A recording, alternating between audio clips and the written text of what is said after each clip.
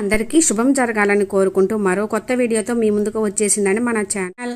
ఈరోజు మనం ఈ వీడియోలో సంకటహర చతుర్థి సంపూర్ణ పూజా విధానము, ముడుపు ఎలా కట్టాలి, ఉదయం పూట పూజ, సాయంత్రం పూజ, ఉపవాసము, నైవేద్యము ఏమి పఠించాలి, చంద్రునికి ఆర్ఘ్యం ఎలా ఇవ్వాలి, వ్రత కథ, పూజ అయిన తర్వాత పూజలోవి అన్నీ ఏమి చేయాలి, ఇలా ఎన్నో విశేషాలతో ఈ వీడియో ఉంది ఫ్రెండ్స్. లాస్ట్ వరకు మిస్ కాకుండా చూడండి. ఈ నెలలో సంకటహర చతుర్థి ఎప్పుడు వచ్చింది, తిది చంద్రోదయ సమయము, ఈ నెలలో సంకటహర చతుర్థి విశిష్టత నేను చేసిన వీడియో డిస్క్రిప్షన్లో ఉంది ఫ్రెండ్స్. ఇంట్రెస్ట్ ఉంటే విజిట్ చేయండి. మానవులను కష్టాల నుండి గట్టెక్కించేదే ఈ సంకటహర చతుర్థి వ్రతం. మనిషి అన్నాక కష్టాలు లేని వారు ఎవరూ ఉండరు. కష్టాలు అంటే ఉద్యోగం కోసం, చదువు కోసం, వ్యాపారం, ధనం కోసం, అభివృద్ధి, సంతానం కోసం, ఇలా ఎటువంటి అంటే ఒక కొలిక్కి రాని ఎటువంటి కష్టాలనైనా సరే గట్టెక్కించే వ్రతము ఈ సంకటహర చతుర్థి వ్రతము.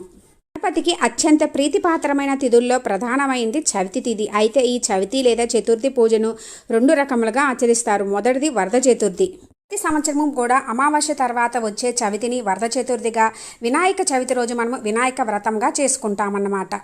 రెండవది పౌర్ణమి తర్వాత వచ్చే చతుర్థి రోజున చేసే వ్రతమును సంకష్టహర చతుర్థి లేదా సంకటహర చతుర్థి వ్రతంగా మనము ప్రతి నెల కూడా ఆలంబనగా చేసుకుంటూ ఉంటాము. ఉన్న సంకటములనన్నీ తొలగించే సంకటహర చతుర్థిగా జరుపుకుంటాము. వ్రతము కూడా కొన్ని చిన్న చిన్న మార్పులు వాళ్ళ పెద్దవాళ్ళ ఆచారాన్ని బట్టి ప్రాంతాల వారీగా కూడా కొన్ని మారుతూ ఉంటాయి. ఒకవేళ సంకటహర చతుర్థి మంగళవారం రోజు కలిసి వస్తే గనక దానిని అంగారక సంకటహర చతుర్థిగా జరుపుకుంటాము. అలా కలిసి రావడం చాలా విశేషమైన పర్వదినముగా చేసుకుంటాము. రోజు సంకటహర చతుర్థి వ్రతం చేసుకోవడం వలన మన జాతకంలో ఉన్న కుజదోషాలు, సర్పదోషాలు ఇవన్నీ తొలగడంతో పాటుగా మనం అనుకున్న పనుల్లో అన్న కష్టాలు, సంకటాలన్నీ కూడా తొలగి గణనాథుని అనుగ్రహంతో పాటు ఆ అంగారకుని అనుగ్రహం కూడా కలుగుతుంది. ప్రతి నెల కూడా కృష్ణపక్షంలో అనగా పౌర్ణమి తర్వాత 3-4 రోజుల్లో చవితి వస్తుంది కదా, ఆ రోజున మనం సంకటహర చతుర్థి వ్రతం చేసుకుంటాము.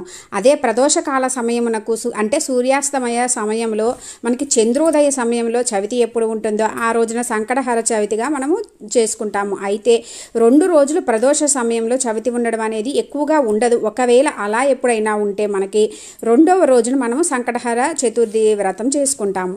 సంకటహర చతుర్థి వ్రతం ఎలా చేసుకోవాలో చూద్దాము ఫ్రెండ్స్. ఈరోజు ఉదయాన్నే లెగిసి ఇల్లు శుభ్రం చేసుకొని తలస్నానం చేసి ఇంటి ముంగట చక్కగా ముగ్గు పెట్టుకొని గడపకు చక్కగా పసుపు కుంకుమలు రాసుకొని అలంకరించుకోవాలి. ఎందుకంటే మనం చేసుకునేది వ్రతము. ఇలా ఏమన్నా శుభకార్యాలు చేసుకుంటున్నా మనం ఇంటి ముంగట కలకల్లాడుతూ ఉంటే మనకి ఆ గణనాథుని అనుగ్రహంతో పాటు లక్ష్మీ అమ్మవారు కూడా మన ఇంట్లోనే తిష్ట వేసుకొని కూర్చుంటారట. చక్కగా ఆడవాళ్ళు, పెళ్ళైన ఆడవాళ్ళు చేసుకుంటుంటే మాత్రం చక్కగా పసుపు తాలికి పసుపు కుంకుమ పెట్టుకొని, కాళ్ళకి పసుపు రాసుకొని, చేతి నిండా చక్కగా గాజులు వేసుకొని, నుదుటిన కుంకుమ పెట్టుకొని, చక్కగా చీర కట్టుకొని నిండుగా చేసుకుంటే మంచిదండి. మనం పూజ ఎక్కడ చేయాలనుకుంటున్నామో అక్కడ పూజా రూమ్లో, అంటే పూజా రూమ్లో లేదు అంటే ఈశాన్యం మూల ఎక్కడైనా చేయాలనుకుంటున్నామో అక్కడ చక్కగా అష్టదళ పద్మ ముగ్గు వేసుకొని, పీట వేసుకొని, పీఠం పైన కూడా అష్టదళ పద్మ ముగ్గు వేసుకొని ఎర్రని వస్త్రం పరుచుకోవాలి. ఇప్పుడు గణనాథుని ఫోటో పెట్టుకోవాలి. ఫోటో ఉంటే ఫోటో, విగ్రహం ఉంటే విగ్రహము, అలా ఏమీ లేకపోయినా కూడా పసుపు గణపతిని చేసి పెట్టుకోవాలి. ఇళ్ళలో మనకి లక్ష్మీ అమ్మవారు, సరస్వతి అమ్మవారు, ఆ గణపతి కలిసిన ఫోటో ఉంటుంది కదండి, ఆ ఫోటో పెట్టుకొని చక్కగా చేసుకోవచ్చు. అయితే ఎన్ని ఫోటోలు ఏమీ ఉన్నా కూడానండి పసుపు గణపతి తప్పకుండా పెట్టుకోవాలండి. ఈ పూజకి శుభప్రదం కూడా. ముందుగా మనము పసుపు గణనాథుని పూజించిన తర్వాతనే మనము గణపతిని పూజించాలట. చక్కగా పువ్వులతోటి అలంకరించుకోండి. పసుపు గణపతిని మాత్రం తమలపాకు మీద పెట్టుకోవాలండి. అయితే మనము పూజ చేసుకునేటప్పుడు మాత్రమే పసుపు గణపతిని చేసుకోవాలి, ముందుగానే చేసి పెట్టుకోకూడదు. దీపానికి అన్నీ సిద్ధం చేసుకోవాలి. నువ్వుల నూనె కానీ, ఆవు నెయ్యి కానీ, లేదు అనుకుంటే కొబ్బరి నూనె అయినా వాడుకోవచ్చు. దీపానికి అన్నీ సిద్ధం చేసుకొని దీపానికి కూడా మనము బొట్టు పెట్టుకోవాలి. ఇప్పుడు ముందుగా మనము దీపం వెలిగించుకొని శుక్లాం భరధరం విష్ణుం శశివర్ణం చతుర్భుజం ప్రసన్నవదనం ధ్యాయే సర్వవిఘ్నోపశాంతయే. ముందుగా మనము దీపం వెలిగించుకున్న తర్వాత తాంబూలం పెట్టుకొని స్వామివారి దగ్గర నమస్కరించుకొని మనం ఎన్ని నెలలు చేయాలనుకుంటున్నామో 3, 5, 9, 11, 21 లేదా కొంతమంది ఎప్పటికీ సంకటహర చతుర్థి చేస్తాము అని అలా ఎలా అనుకుంటే అట్లా సంకల్పం చెప్పుకోవాలి. మనము పూజ చేసుకున్న దగ్గర ఆ దేవుని ముందే ఎర్రని వస్త్రం, అంటే కొత్తది ఎర్రని బ్లౌజ్ పీస్ కానీ ఏదన్నా వస్త్రం కానీ పరుచుకొని అందులో కొంచెము పసుపు కుంకుమ వేసి 3 గుప్పిళ్ళతోటి మంచి బియ్యం వేయాలండి. ఎందుకంటే పాడైపోకుండా 3 గుప్పిళ్ళ బియ్యం పోసి ఎండు ఖర్జూరాలు 2 ఒక్కలు, దక్షిణగా 11, 21, 51, 101 ఇలా మన స్తోమతను బట్టి ఎంతైనా పెట్టుకోవచ్చండి. మన మనసులో ఎన్ని నెలలు అనుకుంటున్నామో సంకల్పం చెప్పుకొని మన కోరిక ఏమిటో చెప్పుకుంటూ ముడుపు కట్టాలండి. ఆ ముడుపు కట్టేటప్పుడు మనం ఆ టైంలో ఎవరితోటి మాట్లాడకూడదు, ఏం ఆలోచన లేకుండా ఆ గణనాథుని మనసులో తలుచుకుంటూ లేదా ఓం గం గణపతి ఏ నమః అని అనుకుంటూ ఓం సంకష్టహర గణపతి ఏ నమః అని కానీ అనుకుంటూ ముడుపు కట్టుకోవాలి. ఈ ముడుపుకి కట్టుకున్న తర్వాత గంధము, కుంకుమ, పువ్వులు పెట్టి దేవుని ముందు పెట్టుకోవాలి. అయితే ఈ ముడుపుని మనం ఎన్ని నెలలు చేయాలి అనుకుంటున్నామో అన్ని నెలలు అయిన తర్వాత ఆఖరి నెలలో సాయంత్రం ముడుపు విప్పి ప్రసాదం చేయాలి. లేదా పొద్దున ముడుపు కట్టి సాయంత్రం నైవేద్యం చేసి పెట్టి ఎన్ని నెలలు అయితే అన్ని నెలలు అలాగే పొద్దున కట్టి సాయంత్రం నైవేద్యం పెట్టుకోవాలి. నేనైతే ఎప్పుడూ కూడానండి ఎన్ని నెలలు అనుకుంటానో అన్ని నెలలు అయిన తర్వాతనే ముడుపు విప్పి చేస్తాను ఫ్రెండ్స్. ఈ ముడుపు అనేది పొద్దున కట్టి సాయంత్రము చేస్తే మాత్రం ముడుపులోనే మనము ఆకులు పెట్టుకోవాలి. మళ్ళీ మనము ఆకులు పెట్టుకున్న తర్వాత ముడుపు పైన కూడా గరిక పెట్టుకోవాలి. ముడుపుకు కూడా పూజ చేసుకోవాలి. 2 నెలలు అయితే మాత్రము ప్లేట్లో ఆకులు ఒక్క పెట్టి ముడుపు పైన పెట్టుకోవాలండి. ఎందుకంటే ఆకులు ఉంటే ఆ తడికి కానీ కొంచెం బియ్యం పాడైపోకుండా ఉండడం కోసం ఈ విధంగా పెట్టుకోవాలి. ఇప్పుడు కలశం పెట్టుకునే అలవాటు ఉన్న వాళ్ళైతే కలశం పెట్టుకోవచ్చు. నైవేద్యంగా ఆ గణపతికి ఇష్టమైన నైవేద్యాలు కుడుములు, ఉండ్రాళ్ళు, మోదకాలు ఇంకా మీ శక్తి కొలది ఎన్నైనా చేసి పెట్టవచ్చండి. ఇంకా ఎన్ని చెయ్యలేము అనుకున్నా అటుకులు, బెల్లము అయినా మనస్ఫూర్తిగా పెట్టి చేసుకోవచ్చు.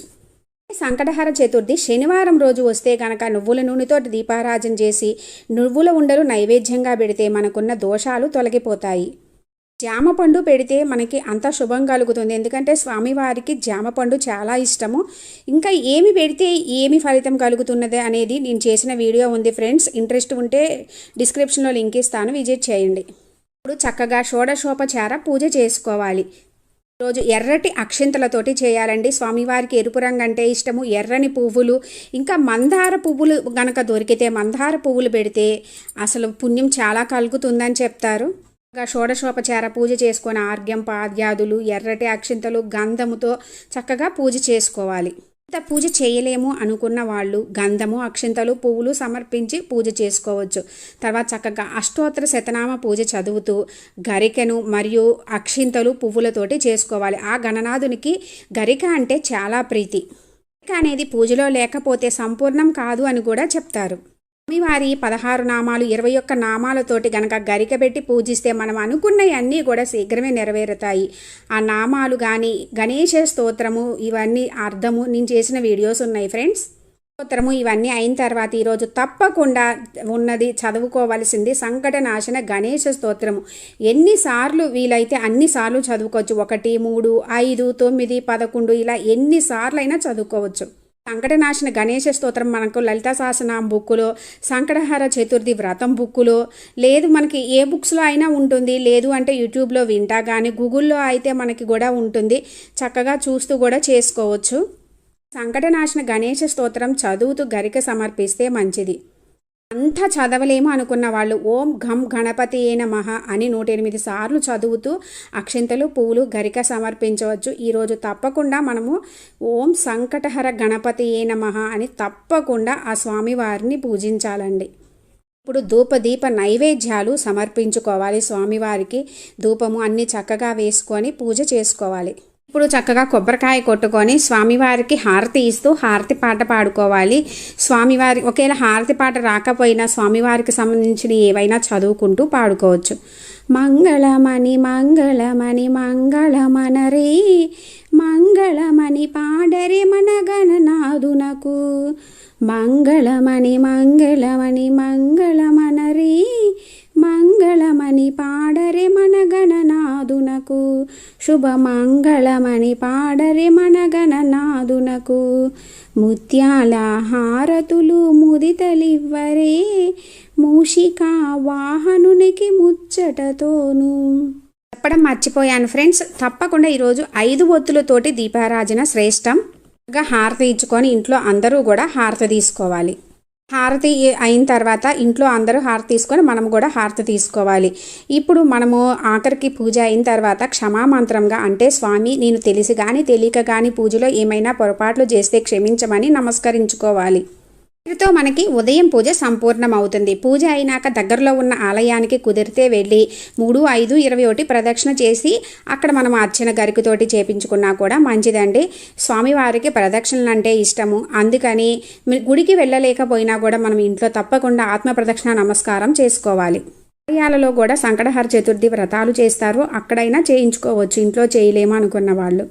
సాయంత్రం వరకు కూడా ఉపవాసం ఉండాలండి. ఉండలేము అనుకున్న వాళ్ళు వండినవి కాకుండా పండ్లు తీసుకోవచ్చు, ఉడికించినవి మాత్రం తీసుకోకూడదు. రోజు అంతా కూడా ఎవరిని తిట్టకూడదు, చెడు పనులు చేయకూడదు.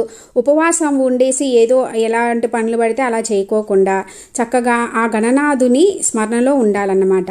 మరలా సాయంత్రము సూర్యాస్తమయం అయిన తర్వాత చక్కగా తలస్నానం చేసి, ఒకవేళ ముడుపు అనేది ఆ రోజే విప్పి చేయాలనుకున్న వాళ్ళు ప్రసాదం చేసి పెట్టాలి. లేదు లాస్ట్లో అనుకున్న వాళ్ళు ఆ ముడుపుని అట్లాగే ఉంచి ఏదైనా నైవేద్యం చేసి స్వామివారికి పెట్టుకోవాలి. నైవేద్యంగా మనం ముడుపు కట్టిన దాంతో మనము చేయాల్సింది ఏంటంటే చక్కెర పొంగలి లేదా కుడుములు, 21 కుడుములు అట్లా 2 రకాలుగా కూడా చేసి పెట్టవచ్చు. నైవేద్యము సమర్పించి యథావిధిగా పూజ చేసి మనము దీపాలు వెలిగించుకొని మళ్ళా యథావిధిగా పూజ చేసుకోవాలి. యథావిధిగా పూజ చేసుకొని ఈరోజు తప్పకుండా వ్రత కథ చదువుకోవాలి.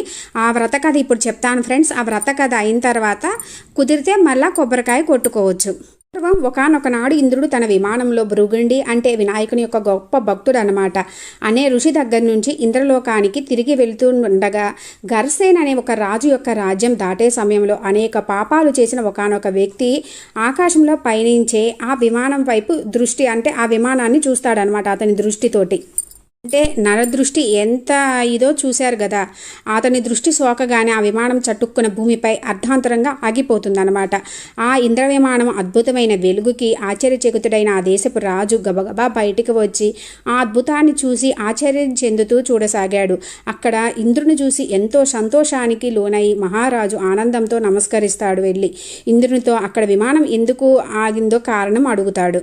ఇప్పుడు ఇంద్రుడు, ఓ రాజా, మీ రాజ్యంలో పాపాలు అధికంగా చేసిన వ్యక్తి ఎవరిదో దృష్టి సోకే విమానం మార్గమధ్యంలో అర్ధాంతరంగా ఆగిందని చెప్తాడు. అప్పుడు ఆ రాజు, అయ్యా మరి మళ్ళీ ఆగిపోయిన విమానం ఎలా బయలుదేరుతుంది అని అడగగా వినయంగా అప్పుడు ఇంద్రుడు, ఇవాళ పంచమి, నిన్న చతుర్థి, నిన్నటి రోజున ఎవరైతే ఉపవాసం చేస్తారో వారి పుణ్యఫలాన్ని నాకిస్తే నా విమానం తిరిగి బయలుదేరుతుందని చెప్తాడు. సైనికులతోటి అప్పుడు రాజు వెళ్ళి అలాంటి వ్యక్తి ఎవరైనా దొరుకుతారేమో తీసుకురమ్మని పంపుతాడు. అప్పుడు సైనికులంతా కలిసి రాజ్యం మొత్తం తిరుగుతారు. అయితే ఎవ్వరు వాళ్ళకి దొరకరనమాట. కూడా వాళ్ళు ఒక్కరైనా నిన్నటి రోజున ఉపవాసం చేసిన వారు కనబడకపోతారా అని వెతుకుతూ ఉంటారు. దురదృష్టవశాత్తు వాళ్ళకి అలా ఎవరూ దొరకలేదు. అదే సమయంలో కొందరు సైనికుల దృష్టిలో ఒక గణేష దూత వచ్చి మరణించిన స్త్రీ మృతదేహాన్ని తీసుకువెళ్ళడం కనబడుతుంది. సైనికులు వెంటనే ఎంతో పాపాత్మురాలైన ఆ స్త్రీని ఎందుకు గణేష లోకానికి తీసుకువెళ్తున్నారని ప్రశ్నిస్తారు. గణేష దూత నిన్నంతా ఈ స్త్రీ ఉపవాసం ఉండి తెలియకుండానే ఏమీ తినలేదు. చంద్రోదయ సమయాన తర్వాత లేచి కొంత తిన్నది. రాత్రంతా నిద్రించి చంద్రోదయ సమయాన్ని నిద్రలేచి కొంత తినటం వల్ల ఆమెకి తెలియకుండానే సంకష్టహర చతుర్థి వ్రతం చేసింది. ఆమె ఈరోజు మరణించిందని చెప్తారు. అంతేకాక ఎవరైనా తమ జీవిత కాలంలో ఒక్కసారైనా ఈ వ్రతం చేస్తే వారు గణేష లోకానికి కానీ స్వనంద లోకానికి కానీ చేరుకోవడము మరణానంతరం తథ్యమని చెప్తారు. గణేషుని దూతను అప్పుడు సైనికులు ఎంతో బతిమాలతారు ఆ స్త్రీ మృతదేహాన్ని ఇవ్వమని, ఆ స్త్రీ మృతదేహాన్ని తమకిమ్మని. అలా చేస్తే విమానం తిరిగి బయలుదేరుతుందని ఎంతో చెప్తారు. ఆమె పుణ్యఫలాన్ని వారికి ఇవ్వడానికి గణేష దూతలు అంగీకరించలేదు. ఆమె దేహంపై నుండి వీచిన గాలి ఆ విమానం ఆగిపోయిన చోట చేరి విస్ఫోటనం కలిగిస్తుంది. మృతదేహం పుణ్యఫలం పొందింది కావడం వలన ఆ దేహాన్ని తాకిన గాలి సైతం పుణ్యం పొందింది. దాని వలన ఇంద్రుని విమానం బయలుదేరుతుంది. ఈ కథ మనకి సంకటహర చతుర్థి ప్రాముఖ్యత, ఆధ్యాత్మిక విలువలతో పాటు సంకటహర చవితి, ఉపవాసం మొదలైన విషయాలను తెలుపుతున్నది. ఈ కథలో అర్థం, నరదృష్టి తగిలితే ఎంతటి గొప్పదైనా సరే కింద పడిపోతుంది. అలాగే ఎంతటి పాపాలు చేసిన వారికైనా ఈ వ్రతం చేస్తే వారి చేతి గాలి సోకినా సరే అవి మళ్ళీ బాగుపడతాయి అని తెలుస్తుంది. గొప్ప మహత్యం ఉంది ఈ వ్రతంలో. మనము ఆడంబరాలు కాదండి, మనము కొన్ని పద్ధతులు పాటించి భక్తి శ్రద్ధలతోటి చేస్తే చాలు. వ్రత కథ చదువుకున్న తర్వాత అక్షింతలు స్వామివారి దగ్గర వేయాలి. మనము తర్వాత కొబ్బరికాయ కొట్టుకొని హారతి ఇచ్చుకున్న తర్వాత అందరూ హారతి తీసుకొని స్వామివారి దగ్గర అక్షింతలు తీసుకొని మనం వేసుకొని ఇంట్లో అందరూ కూడా వేసుకోవాలి. ఈరోజు మనం ఈ సంకటహర చతుర్థి వ్రతం అయిన తర్వాత తప్పకుండా మనం చేయవలసింది చంద్రునికి ఆర్ఘ్యం ఇవ్వాలి. చంద్ర దర్శనం అయ్యి చంద్రునికి ఆర్ఘ్యం ఇచ్చిన తర్వాతనే ఉపవాసం విడిచి పూజించాలి. ఇలా చేస్తేనే మనకి సంకటహర చతుర్థి చేసిన పూజా ఫలితం పూర్తిగా దక్కుతుంది. ఇత్తడి భగవానుడికి వెండి అంటే చాలా ప్రీతి. ఇత్తడి, రాగి చెంబు లేదా వెండిది మనము తీసుకొని అందులో నీరు పోసుకొని అందులో పసుపు, కుంకుమ, గంధము, అక్షింతలు, పువ్వు పెట్టుకోవాలి. ఇలా వేసుకుంటే చాలా మంచిది. 5 రకాలు, లేదు అంటే ఓన్లీ వాటర్ తోటి కూడా ఆర్ఘ్యం ఇవ్వవచ్చు.